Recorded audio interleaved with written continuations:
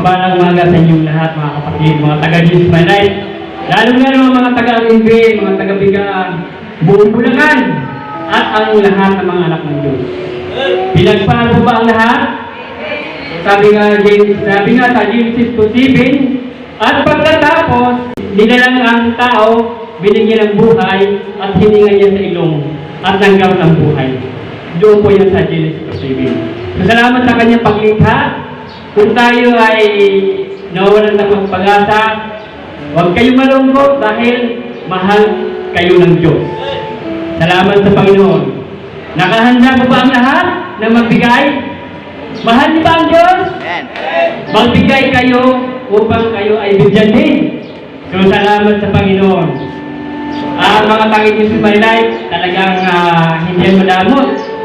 Mayaman yan dahil sa susunod taon, mayroong magbibigay na ng effort dyan. So, salamat sa Panginoon. Salamat sa Panginoon sa pagsikat ng araw.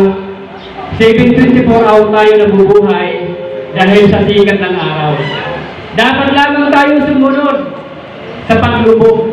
Paglubog ng araw at tayo ay natutulog. Pagsikat ng araw, tayo ay nagigising. So, ganoon ang buhay natin, dapat lamang tayo sumunod. Sabi nga rito sa Romans 7:9, sapagkat walang sinuman sa atin ang nabubuhay sa kanyang sarili, at walang sinuman ang namamatay sa kanyang sarili. Sapagkat kung tayo ay nangabuhay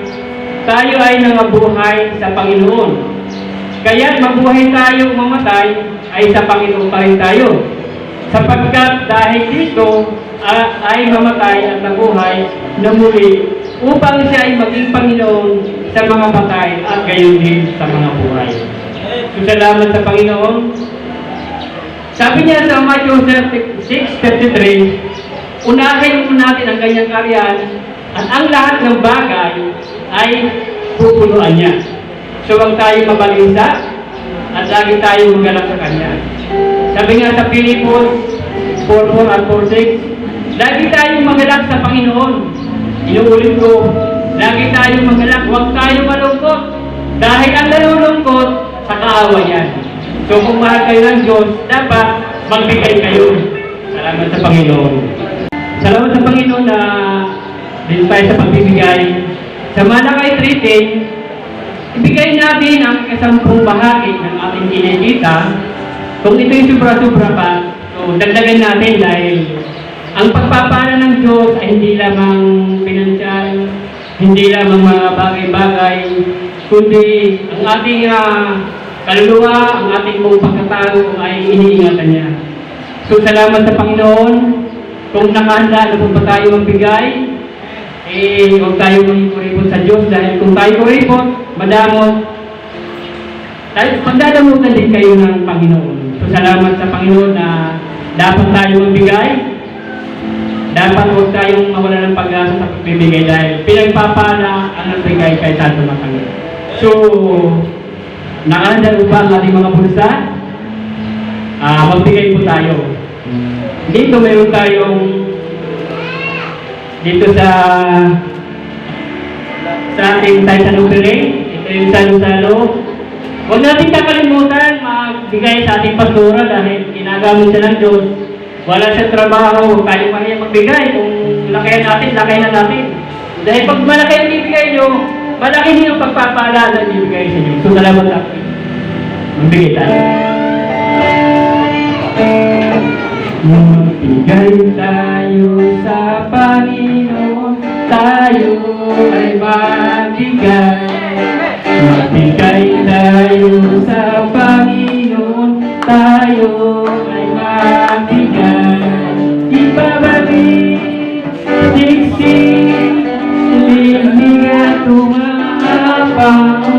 Ibabalik, siksik, lilig at tumapaw.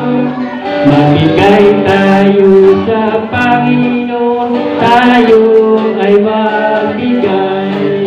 Magbigay tayo sa Panginoon, tayo ay magbigay.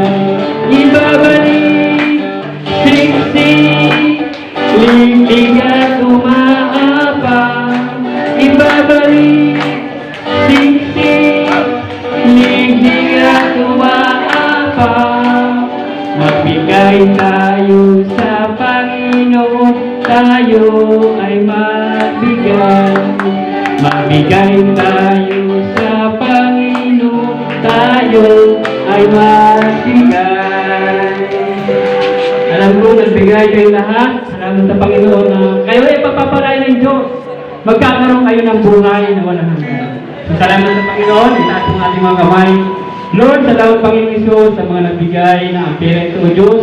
Gagamitin, O Diyos, sa bahay panambahan. Lalo ng Panginoon Isus sa mga tagi-Diyos may life. Your Lord, pagyaman mo sila, ingatan mo sila at pagpalain. Ang mga walang trabaho, Diyos, bigyan mo ng trabaho. Ang mga hindi bigay, pagpalain mo rin upang makapagbigay sa bahay panambahan. Salamat ngayong umaga, pinupuri ka namin, pinapasalamatan sa pangalan ni Jesus. Amen. Amen.